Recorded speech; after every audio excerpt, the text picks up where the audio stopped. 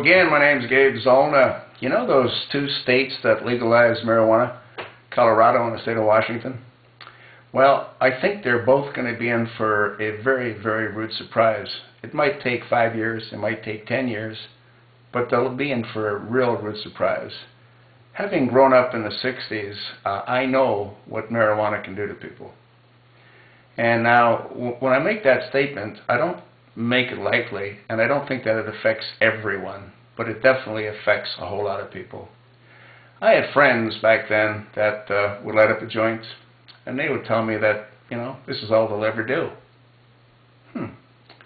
Well, 2 or 3 years later, a couple of them were laying in a morgue. Yeah, one of the guys stuck a needle in his arm, and they found him 5 days later in the summertime. He was blown up like a cancerous rat. He had put, I guess, some bad stuff in his arm, and it killed him instantly. Another guy lost his arm. He was trying to shoot in, I think, some kind of concoction, and they had to amputate his arm. I've also had a number of friends that became so addicted that they lost everything that they had. Not on marijuana, but there's no doubt in my mind that marijuana is a gateway drug. That's exactly what it is. And those people that are relatively weak-willed, easily swayed, easily persuaded, guess what they do?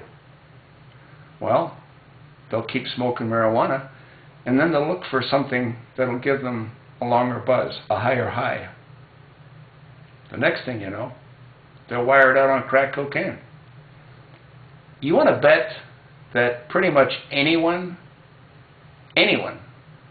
that's addicted to crack cocaine, if you're able to ask them or they could comprehend and understand what you asked them, they would tell you that they started by smoking what? Marijuana. Yeah. I don't think there's anyone that just goes to crack cocaine. No, they don't. They're introduced to it gradually, slowly. And that's why I think Colorado and Washington are going to be in for a heap of problems.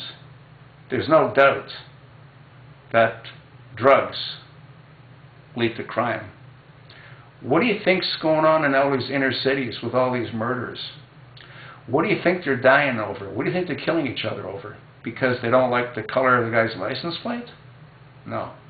They're killing each other because they're trying to control the distribution of drugs in their hood. That's what it's all about. And the people that are buying it, well, again, what did they start smoking? Marijuana. There is no doubt that it's a gateway drug, and I'm appalled that state governors and state legislators would vote it to be legal to smoke in their states. I'm amazed California hasn't legalized it yet, but I guess it's probably in the wind.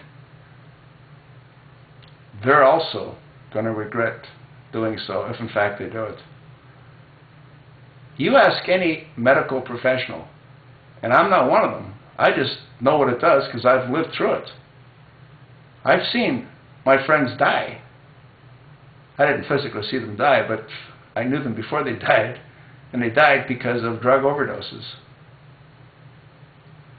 They all started by smoking marijuana, and they all said that they'd never go beyond this. That's all they'll ever do, smoke marijuana. That's what they said. But marijuana didn't kill them. What killed them was that it was a stepping stone. Ask anyone that's addicted to cocaine, to crack cocaine. Ask them how they started. Then you've got your answer.